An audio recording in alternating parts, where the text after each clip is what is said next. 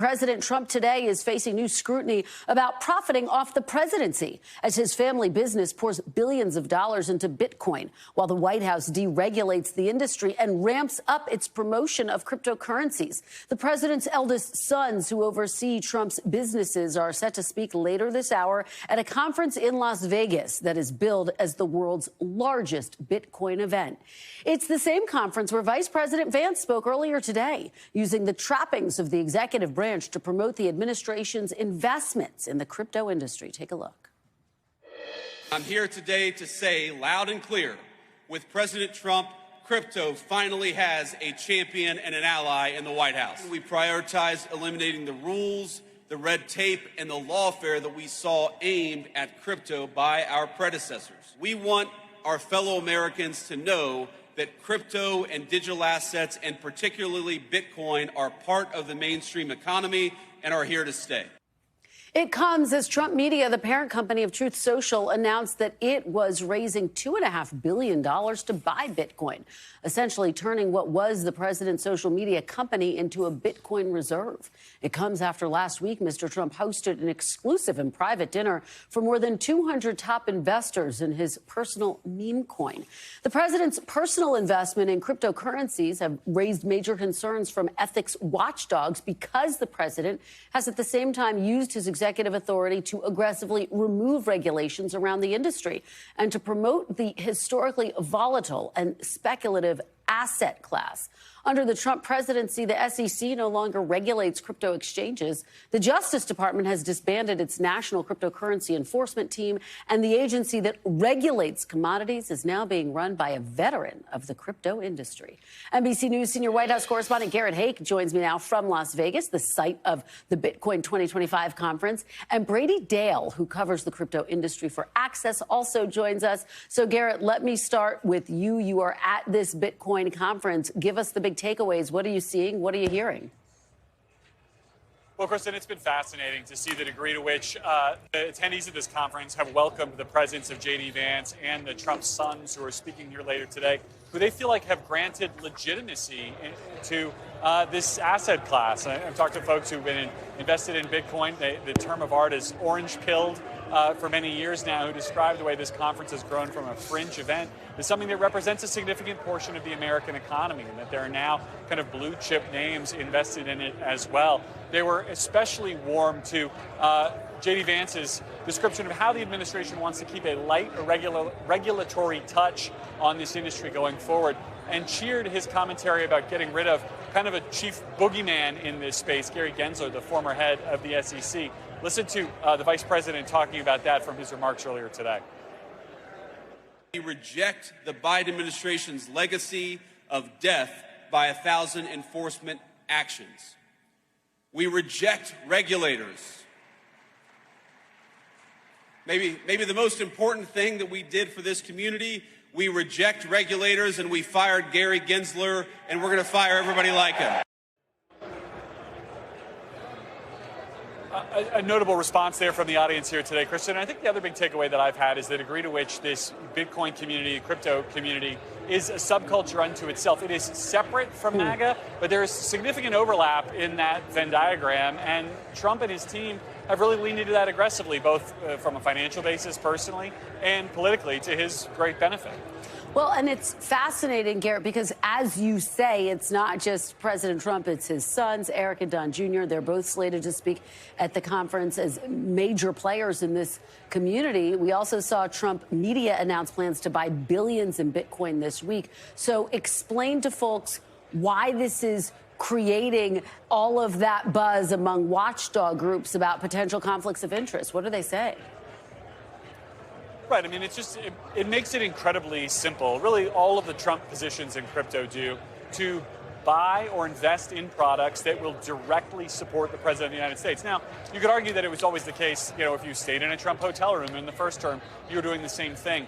Here, there is a similar complaint, particularly as it revolves around that Trump meme coin, which is a totally separate thing from Bitcoin. It's essentially a digital novelty investment in which your only real investment is in showing Donald Trump how much you like him. In Bitcoin, it's a bit of a separate issue because this is such a well-established investment. And the argument that Trump folks make, and I say that because it includes both the White House and the Trump family, the Trump businesses. Look, we're doing this all out in the open. So when we're investing in Bitcoin, we are raising the value for everyone, not just ourselves. And so kind of take it or leave it. They are unbowed by the criticism that this is somehow a conflict of interest, because they argue anybody with the wherewithal to go online and create a digital wallet can join the party, as it were, which has its own risks. But that's the approach that they've chosen to take. Well, and just finally, Garrett, let's talk a little bit about this fundraiser that Vice President Vance headlined last night in Las Vegas. It cost more than $1 million a head.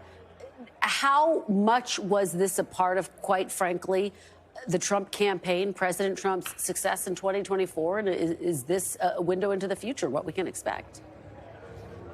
Yeah, I mean, this fundraiser was for MAGA Inc., the super PAC that supports the president and potentially the vice president in any future campaigns he might run. So keep that in mind as you think about the future.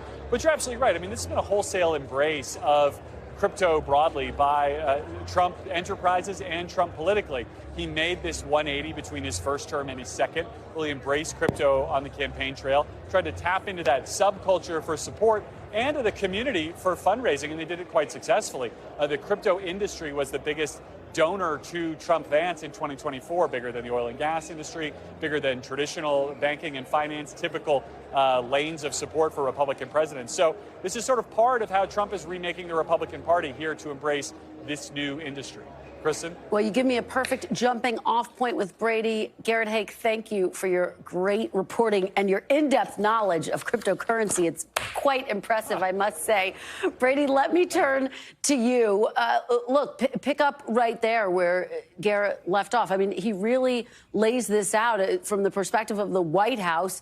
They believe this is the future, and they're, at least publicly, not concerned about the criticism, the questions that they're getting from watchdog groups. What are you watching for moving forward in this space? Well, I mean, the big thing I'm watching for moving forward is Congress and the Securities and Exchange Commission right now are working to write a new set of rules for the industry, both to cover how to prevent crime on blockchains and also how to protect consumers, and also just to give legitimate industries in this industry a pathway to move forward, because they really haven't had that before. There really hasn't been regulations of this industry at all. Instead, the Biden administration just prosecuted businesses. And so what I'm watching is for this new set of rules, this new framework to take shape. And what is the argument that there is, in fact, a benefit for the country embracing crypto and establishing some type of strategic Bitcoin reserve? Well, the strategic Bitcoin reserve is a separate question. I mean, on the first part of your question about what's the benefit of the industry, I mean, it's a big new industry in which folks have made a lot of money, and the United States government tends to lead in tech industries that it embraces. And so the argument is, let's embrace this tech industry and let's lead. You know, if nothing else, a lot of people agree. This isn't just crypto weirdos. It's people like Bank of America agree. Blockchains are a better way to move money around the world, at least for certain kinds of transactions. And so that's probably going to be pretty profitable over time. The strategic reserve, you know, I don't know. That's more of an edge case. Fair enough. Look, this industry is new. It's volatile. What do you make of the deregulation that we are seeing? Could it potentially backfire?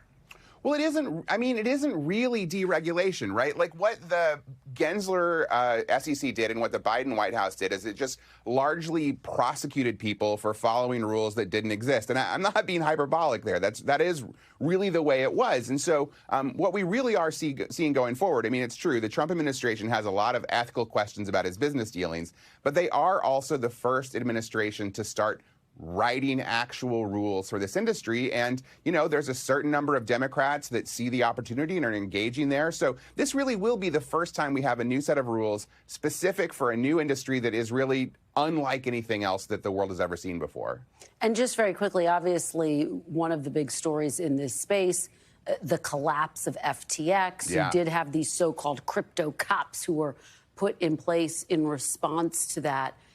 What are the implications? What are the lessons there?